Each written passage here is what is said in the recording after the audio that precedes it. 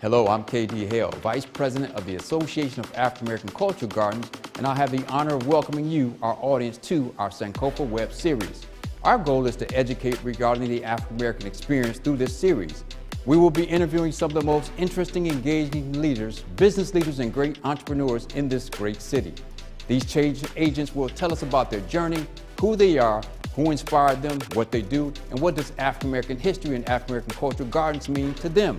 Please subscribe to our YouTube channel and like our Facebook page, the Association of African American Cultural Gardens. And go to our website, aacg.org, for most updated information regarding events in our Sankofa series, which can also be viewed on demand.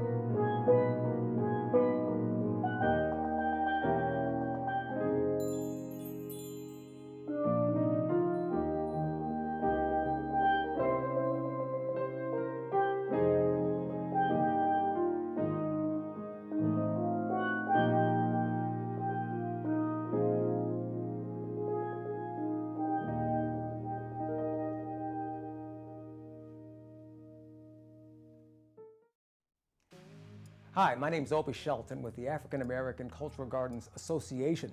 In these Sankofa series, we are highlighting and spotlighting people who have unique areas in our community that help to build it up. We are joined someone today who you're going to be really interested to hear from. Her name is Jacinda Walker.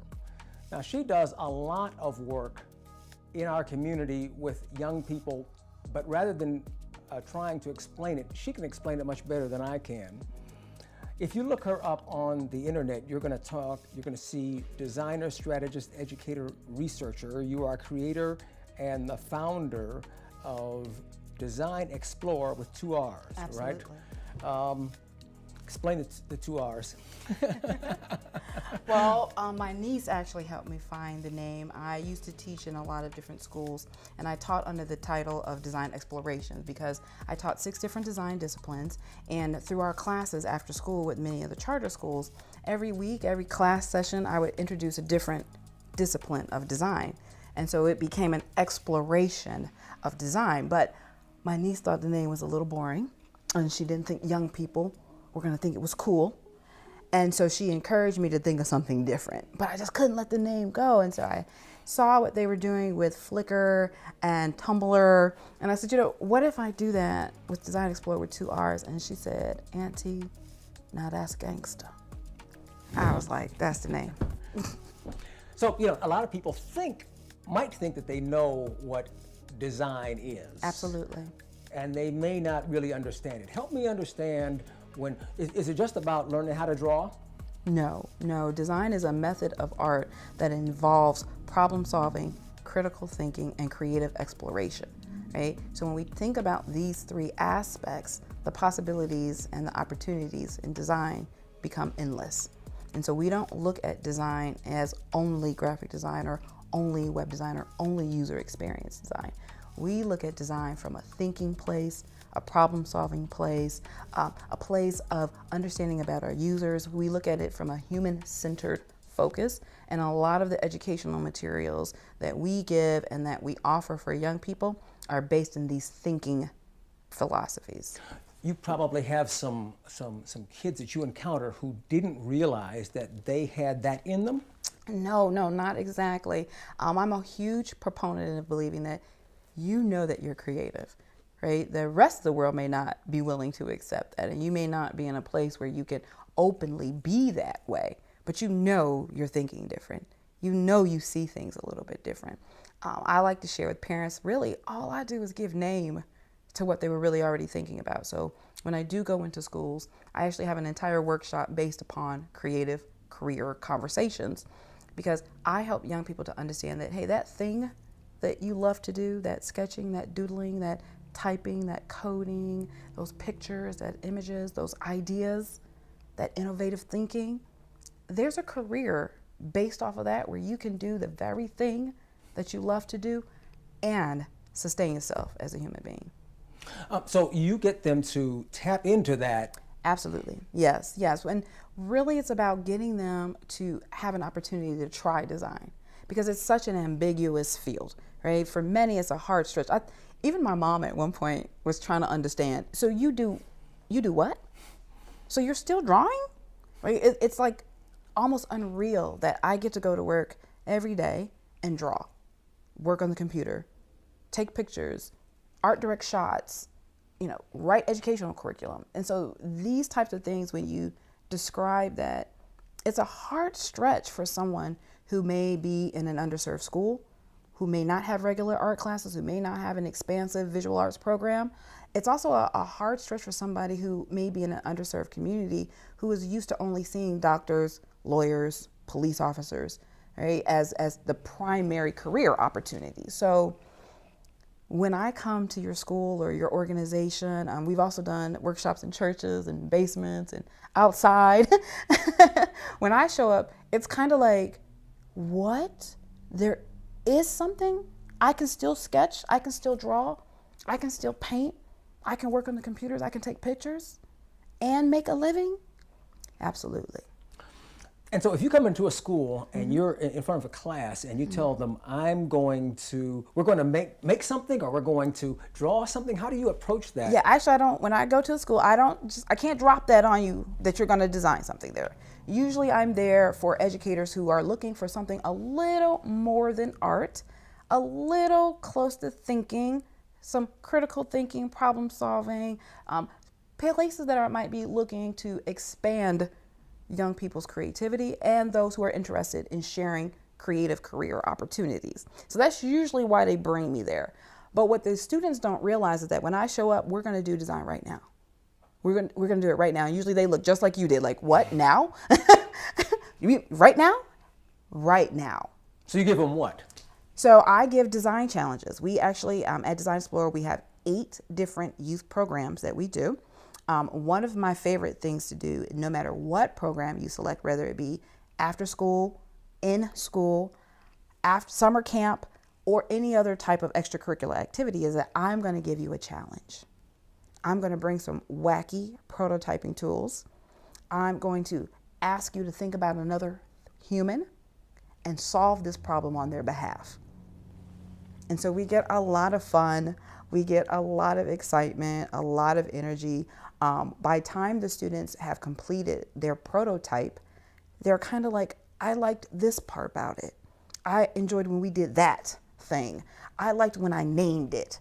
I liked when I built it, right? And it's those types of skills that provide an opening for me to say, oh, you liked that thing? That is user experience.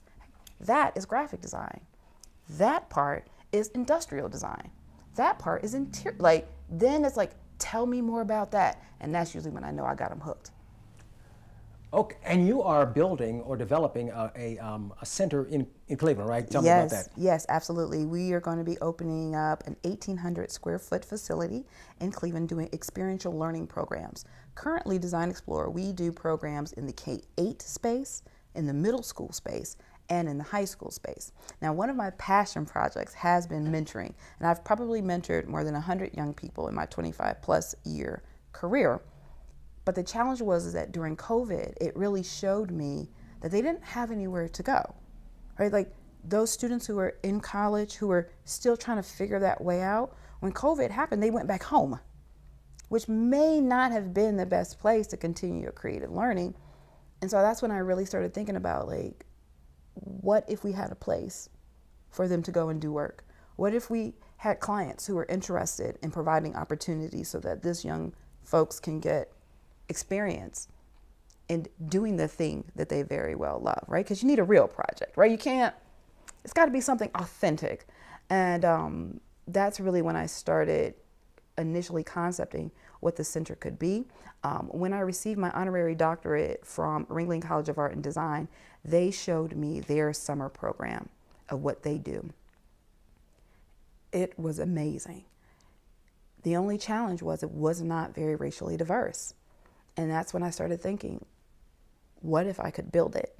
What if I could, with the work that I've already done, increasing diversity in design? Because, you know, we've reached more than 5,500 young people throughout our 6-year existence.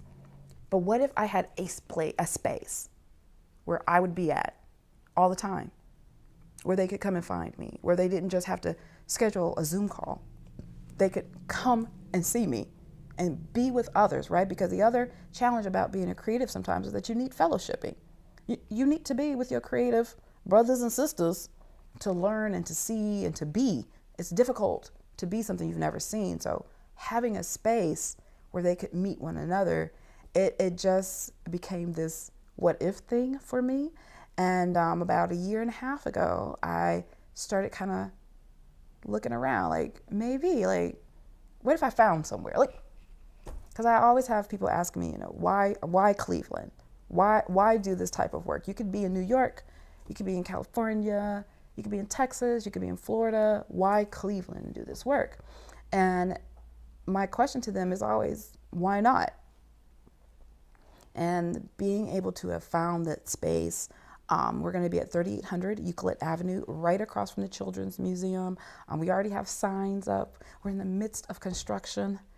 So we're very excited. We're incredibly excited. Right now I have about 8 young people who have been coming, who've been doing work, who've doing projects, graphic design, user experience work, website development, photography. I have a few who are learning to do videos right now.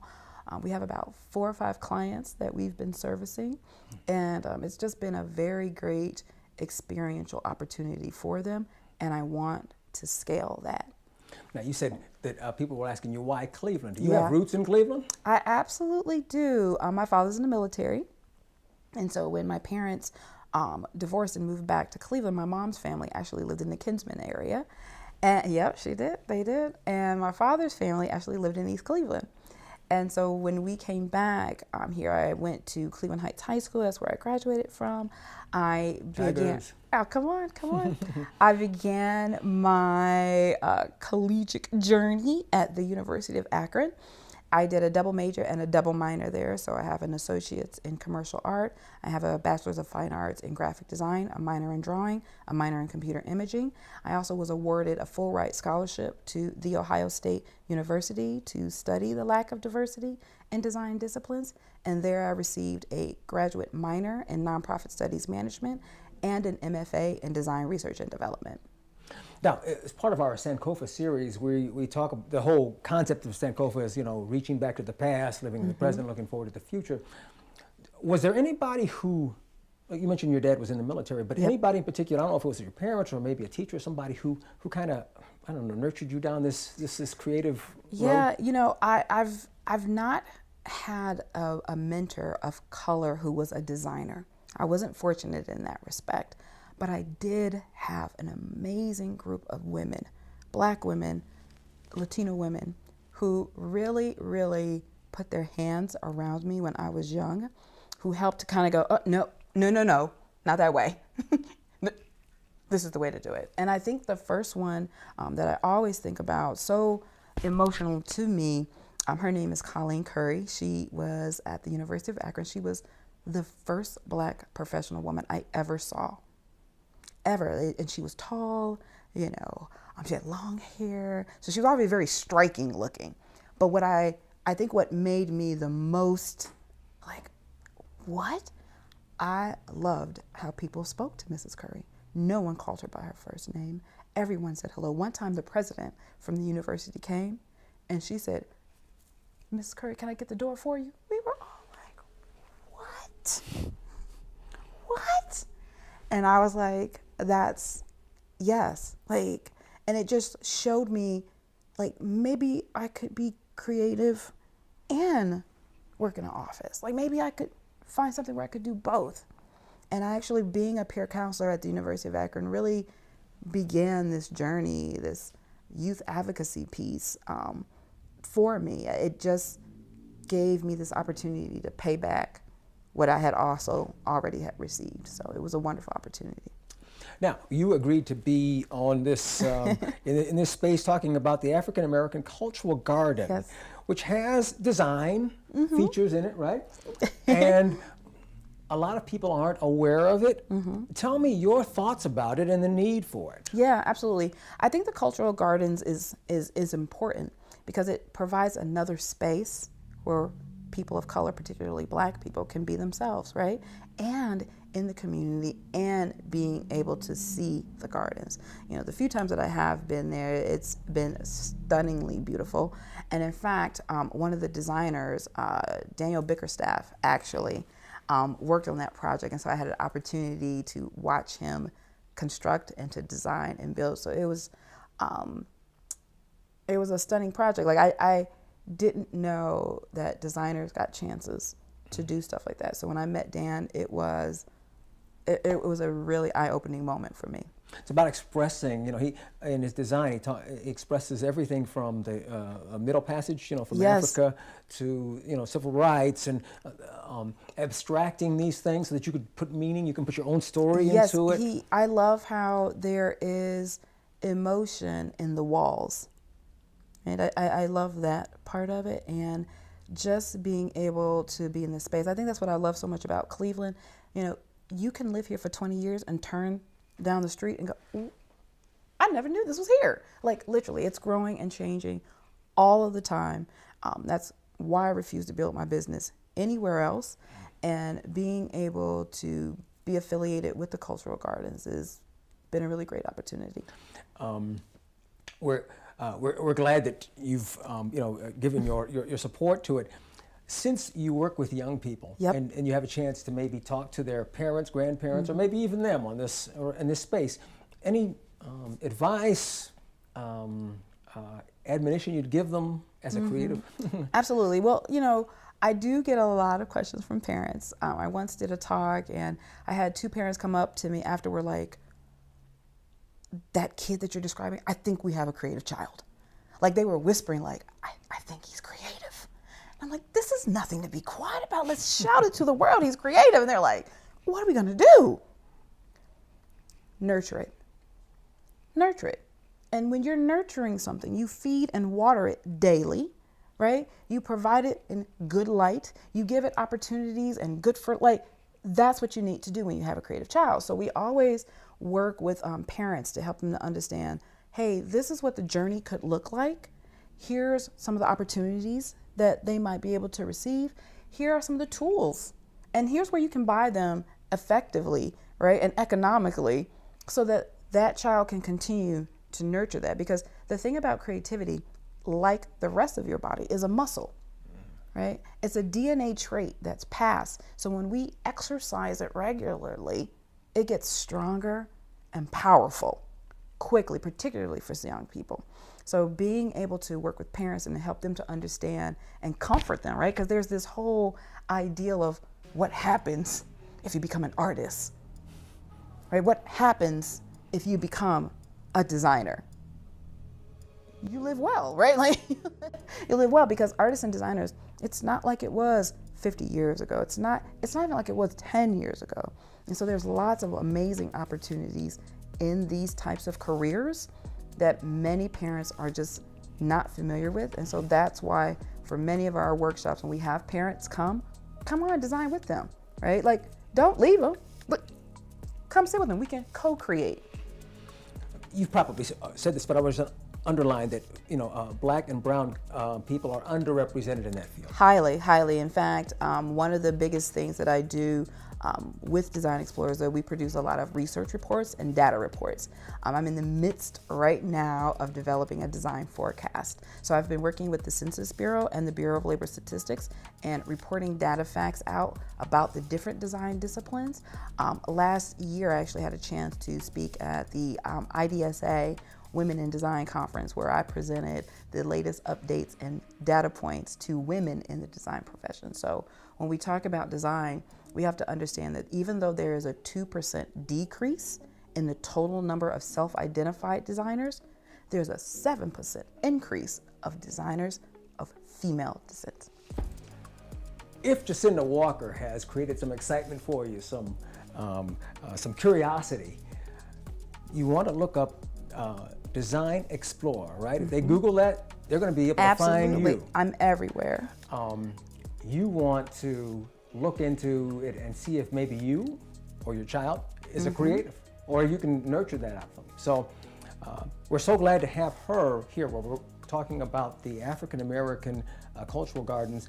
And this whole Sankofa series helps us to highlight people who are in our community, who are doing things that are creating part of the history that we're celebrating with the African American Gardens. Look us up on Facebook, on Instagram, also our website, AACG, and help to support us so we can finish it. Thank you for joining us. My name's A.A.B. Shelton. Hi, my name is Rachel Hill with the Association of African American Cultural Gardens. The mission of the Association of African American Cultural Garden is to educate regarding the African American experience and to complete the monument for the African American Garden. Our Sankofa series represents our dedication to bring you the history and amazing journey of African Americans in this great city. Our garden represents a journey, starting with the door of no return to the resilience of our ancestors and family to make a difference in this country. The water feature gives hope and joy for future generations, knowing that you can accomplish anything with dedication and hard work. We are on the journey to complete the garden. Our goal is to break ground this year to complete the garden, but we need your help to get to the finish line. Please make your tax-deductible donation by going to aacg.org or mail your check to P.O. Box 20237, Cleveland, Ohio 44120. Thank you.